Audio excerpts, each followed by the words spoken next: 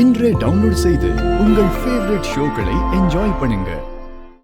இங்கே இருக்கிற எல்லா பசங்களும் பொண்ணுங்களை ட்ரிகர் பண்ணுற மாதிரி ஒரு விஷயம் பண்ணுவாங்க. Black list. எப்போவுமே ஏதாவது ஒரு சண்டை ஒரு பிரச்சனை நடந்துட்டாலே அவங்க பேசணுன்னு தான் நினைப்பாங்க. அந்த பிரச்சனையை அதோட முடித்து பேசி சால்வ் பண்ணணும்னு நினைப்பாங்க. ஆனால் அவங்க என்ன பண்ணுவாங்கன்னா இவங்ககிட்ட நம்ம ஏன் பேசணும்னு சொல்லிட்டு பிளாக் லிஸ்ட் பண்ணிடுவாங்க. இதெல்லாம் ரொம்ப புதுசா இருக்குமா? சண்டை வந்துட்டா பிளாக் பண்ணது பொண்ணுங்க தானமா இல்லை பண்ணுவீங்க? சார், பிளாக் பண்ணிடுவாங்க. ஒரே விஷயம் இருக்குங்களேன், சண்டை வந்து சும்மா லெஜிட்டா சொல்லணும் சரியா? சண்டை வந்துட்டா பிளாக் பண்றதுல இங்க எத்தனை பேர் முதல்ல ஜிபேல கொண்டு பிளாக் பண்ணி வைப்பாங்க சார். சும்மா கை தூக்குங்க பாப்போம். எத்தனையோ பேருக்கு ரொம்ப கம்மியா இருக்கு, உண்மையா சொல்லுங்க. 1 2 இதை யோசிச்சு கை தூக்கு. 1 2 3 4 5 6 7 8 9 இன்னும் 2 பேர் கை தூக்காம இருக்காங்க தெரியுது. உங்க சைடுலயே 9 பேர் இருக்காங்களேம்மா. இல்லை சார், நான் அந்த மாதிரி கிடையாது. நீங்க இல்ல, நீங்க இருக்கிற எத்தனை பேர் இருக்கீங்க? மொத்தம் 12 14 பேர் இருப்பீங்க. அதுல இருக்க 9 பேர் மேக்ஸிமம் நம்பர் ஆஃப் பீப்புள் உங்க சைடுல கை தூக்குறாங்களே பிளாக் பண்ணுன்னு. இந்த ஒரு குவாலிட்டி பாய்ஸ் கிட்ட பெஸ்டா இருக்கு காதல்ல. சார் முக்கியமான குவாலிட்டி என்னன்னா சாக்ரிஃபைஸ் சார். அது வந்து பசங்க தான் சார் லவ்ல அதிகமா சாக்ரிஃபைஸ் பண்றதுனா பசங்க தான் சார். சின்ன வயசுல இருந்து என்ன தியாகம் பண்றான்னு நினைக்கிறீங்க? ஒரு பையன் சின்ன வயசுல இருந்து எப்படி வளர்றான் அப்படின்றது வந்து அவனோட லவ் பண்றதுக்கு முன்னாடியுமே அவனோட லைஃப் அப்படியே தான் சார் இருக்கும். அவனோட ஆட்டிடியூடு, கோவம், அவனோட லைஃப் ஸ்டைல் எல்லாமே அப்படிதான் இருக்கும். நம்ம அப்பா கூப்பிட்டு சொல்லுவாரு, டே என்னடா முடி வெட்டிருக்க, நல்லா முடி வெட்டிட்டு போடா அப்படின்வாங்க. அவன் கேட்கவே மாட்டான். நம்ம அம்மா சொல்லுவாங்க, டே அவங்க கூட சேராதடா, வேணாண்டா, அந்த ஃப்ரெண்ட்ஷிப் வேணாம்னு சொல்லுவாங்க. அவன் கேட்கவே மாட்டான். ஆனா அவனோட சாக்ரிஃபைஸ் எப்போ மாறும்னா லவ் பண்ணதுக்கு அப்புறம் அந்த பொண்ணுக்காக எல்லா சாக்ரிஃபைஸுமே பண்ண ஸ்டார்ட் பண்ணுவான் சார்.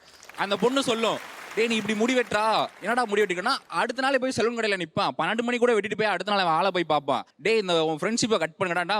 மச்சான் இல்லை மச்சான், என் ஆளு கோச்சுக்குருவா, நீ வராத, உன்னை பைக்கில் ஏற்றினாலே கத்துறா அப்படின்ட்டு அம்மா சொல்லாத அம்மா பேச கேட்காத லவர் பேச்ச கேட்க ஸ்டார்ட் பண்ணுவான் சார். ஏன் மாதிரி பொண்ணுங்க எதுவும் பண்றதே இல்லை, சாக்ரிஃபைஸ் பண்றது இல்லையா சார்? சாக்ரிஃபைஸ் எப்படி சார் இந்த அளவுக்கு பண்றாங்களா? வீட்டுல பேரண்ட்ஸை தாண்டி வர மாட்டேங்கிறாங்க. பேச சொன்னா 10 மணிக்கு மேல பேச சொன்னா இல்ல எங்க அப்பா வீரப்பன் வந்துட்டாரு, நீ போனை கட் பண்ணு. இது ஒண்ணு நம்ம பையன் மொட்டை மாடியில கொசுக்கடியில இருந்து பேசிக்கிட்டு இருப்பேன் சார். டவர் கிடைக்கலன்னு சொல்லி டேங்க் மேல ஏறிட்டு பேசிக்கிட்டு இருப்பேன். அவங்க ஏசி ரூம்ல உட்காந்துட்டு அப்பா வந்துட்டாரு, போனை கட் பண்றேன் அப்படின்னு சார்.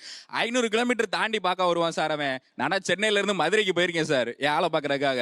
அவன் அங்க இருந்து 2 கிலோமீட்டர்ல வீட்டுக்கு வந்துட்டு ஒரு 10 நிமிஷம் பார்த்துட்டு சரி போயிட்டு எங்க அப்பா தேடிக்கிட்டு இருப்பாரு அப்படி பாவி 500 கிலோமீட்டர் தள்ளி வந்தேன். சரி ஓகே, என்ன பொறுத்தளவுக்கு அந்த எஃபோர்ட்ஸ் ஒரு மாதிரி இருந்தாலும் பசங்க சாக்ரிஃபைஸ் பண்றதுல பொண்ணுங்களோட சாக்ரிஃபைஸ் ஒரு 5% தான் சார் இருக்கும். அவங்க மென்டலா ஸ்ட்ராங்னா அவ்வளோ சீக்கிரமா கவுக்க முடியாதுண்ணா, வேற ஒன்றும் இல்லைண்ணா.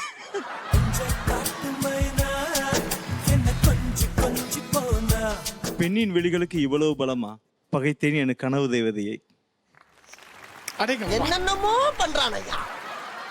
சரி okay, next sir. First row 4th one. First ரோல 4th ஒன். பிரம்மன் எனக்காக எழுதி வைத்த தேவதையை தேடிக்கொண்டு தெருவெல்லாம் திரிந்து கொண்டேன். திடீரென ஒரு பள்ளத்தில் தடுக்கி விழுந்தேன். எழுந்து பார்த்தால் அவள் கண்ணக்குழியின் சிரிப்பில் நான் தடுக்கி விழுந்து என் தேவதையை கண்டேன். என்ன ஒரு புத்திசாலித்தனம்.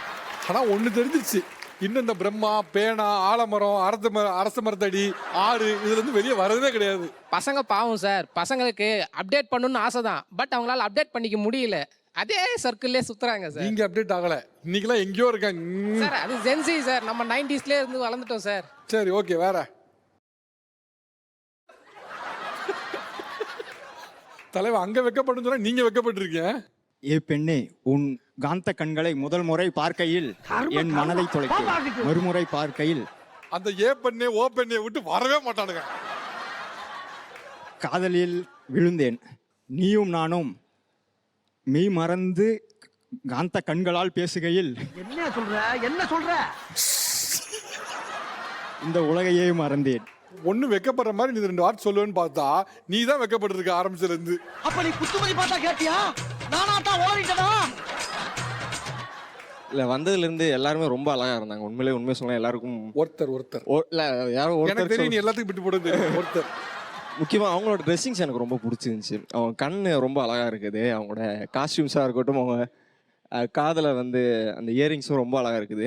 அந்த பொண்ணு விரிச்சு போட்டுக்கப்பா, அதுக்கு எங்க தெரியுது? இல்ல தெரியுது, நான் அவங்க இயரிங்ஸ் கொஞ்சம் பெருசா போட்டிருக்க ரொம்ப அழகா இருக்குது. அவங்களே ஒரு சின்ன 2 லைன் மட்டும், உன் விழிகளில் நான் விழுந்தேன், என் விழிகளில் நீ விழுவாயா என்று ஏங்கினேன். விழுந்தாங்களா இல்லையான்றதை அவங்கள்ட்ட தானே கேட்கணும். அவாய்ட் பண்ணிக்கலாம் டிஜே. எனக்கு நிஜமாலே ஷையா வந்துச்சு ஆக்சுவலி. தேங்க்ஸ். சரி ஓகே, வேற சார் சென்டர் ஒன், அவங்களோட ஹேர் எனக்கு ரொம்ப பிடிச்சிருந்துச்சு. அவங்க உள்ள என்ட்ரி ஆகும்போது இந்த இப்படி மாதிரி பண்ணாங்க. அது ஒரு மாதிரி வேவரியா நல்லா இருந்துச்சு. ஸோ அதை வச்சு ஒன்று, கருமுகில் போல் திகழும் நிதனின் சிகைக்கு ஈடாகுமா பட்டுச்சரிகை. அதாவது உங்கள் ஹேரை விட அந்த பட்டோட நூல் குவாலிட்டி கம்மிங்கிற மாதிரி. சார் எந்த சங்க காலத்து புலவரோ தெரியவில்லை. நல்லா இருக்கேடா. இன்னொன்று இருக்கு sir. And for this block first அடுத்த ஆளுக்கு இருக்கின்ற இடத்திலே 2 பேரும் கவிதை சொல்லும் திறமை பெற்றவனா நான். நித்தம் உன் நினைவுகளுடன் வாழும் சித்தத்திற்கு தெரியுமா முத்தத்தின் மருத்துவம் என்னவென்று.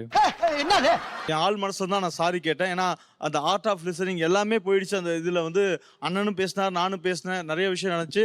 அது உண்மையுமே ஒருத்தரை வச்சு ஒரு நிமிஷம் ஓப்பன் ஃபார்ம்ல பேசுறது தப்பு தான். ஒரே ஒரு நிமிஷம். நீங்க பேசும்போது நான் எதுவுமே பேசல, அவங்களும் பேசல, நீங்க தான் முழுசா பேசுனீங்க. என்னோட வார்த்தை ஒரு இன்டரப்ஷன் கூட இல்லை. நாங்கள் உட்கார்ந்து தான் இருந்தேன். நான் அப்பவும் ஏன் பொறுமையா இருந்தேன்னா, நீங்க சொன்ன வார்த்தை நீங்க பின்னால் அப்படி சொல்லக்கூடாதுன்னு தான். நான் அப்படி சொல்ல விரும்பல. நீங்க பேசுனீங்க, நான் பேசினேன். நான் பேசவே இல்லை. ஐ didn't utter a single word. நீங்க பொதுவில் இவ்வளவு பேர் பெண்கள் இருக்க இடத்துல, இவ்வளவு பேர் பார்க்குற இடத்துல நீங்க பாட்டுக்கு இப்படி ஒரு வார்த்தையை சொல்றீங்களே அப்படின்னு நெருடல் எனக்கு இருந்துச்சு. அந்த நெருடலை தான் நான் இவங்ககிட்ட கேட்டேன். அதில் ஒரு 6 பேர் வேண்டாம், நோ அப்படிங்காங்க. 8 பேர் இங்கே மனம் வந்து சாரி கேட்கவில்லை தான் சொல்கிறாங்க. எனக்கு இதில் கால் எடுக்கணுமா வேணாமான்னு யோசிச்சேன்னா நான் அவங்களுடைய டெசிஷனுக்கு தான் போவேன். ஐ திங்க் அதில் இருக்க மேக்ஸிமம் நீங்கள் தொடர வேண்டாம் தான் நினைக்கிறாங்க.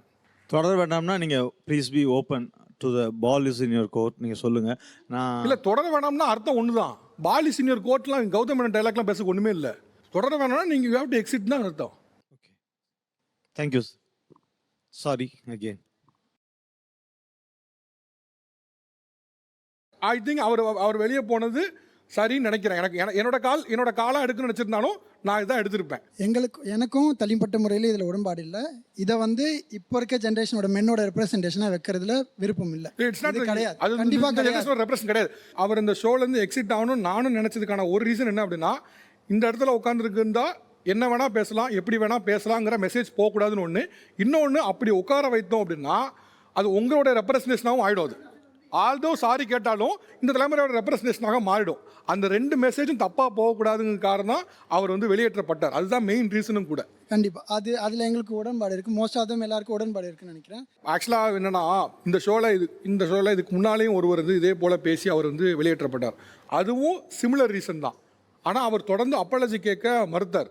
அப்போவும் இதே ஸ்டாண்ட் தான் எடுத்தோம். இங்கே அப்பாலஜி கொடுக்குற வாய்ப்பு கொடுத்தும் அவர் வந்து அதை ஜஸ்டிஃபை பண்ணிகிட்டே இருந்தார். இட்ஸ் ஓகே, நான் வந்து இப்படி சொல்ல வரல, அப்படி சொல்ல வரலன்னு ஜஸ்டிஃபை பண்ணி அந்த அப்பாலஜி இவர்களுக்கு மனதளவில் ஏற்கப்படவில்லை. when concerned party is not satisfied then we have no other chance. அதனால தான் வெளியேற்றப்பட்டார். ஓகே, இன்றைக்கி பேச ஆரம்பித்த தலைப்பு வந்து இந்த தலைமுறையில் லவ்வில் யார் பெஸ்ட்டு, பாய்ஸா கேர்ள்ஸானு. பட் அன்ஃபார்ச்சுனேட் இன்சிடென்ட்ஸ் நிறைய நடந்துச்சு. அதில் ஐ திங்க் இந்த டாப்பிக்கை முழுசாக பேசணுமான்னு கூட தெரில. பொதுவாக ஒரு நிகழ்ச்சியில் வந்து அந்த தலைப்பை பற்றின என்னோட டேக் என்ன, என்னுடைய கன்க்ளூஷன் என்னங்க, ஏதாவது ஒரு 2 லைன் சொல்லி முடிக்கிறது வழக்கமாக இருக்கும். பட் ஐ திங்க் இப்படியே நான் அப்ரப்டாகவே இந்த எபிசோடை வந்து நிறைவு பண்ண விரும்புகிறேன். தேங்க்யூ கைஸ், ரொம்ப நன்றி. தேங்க்யூ.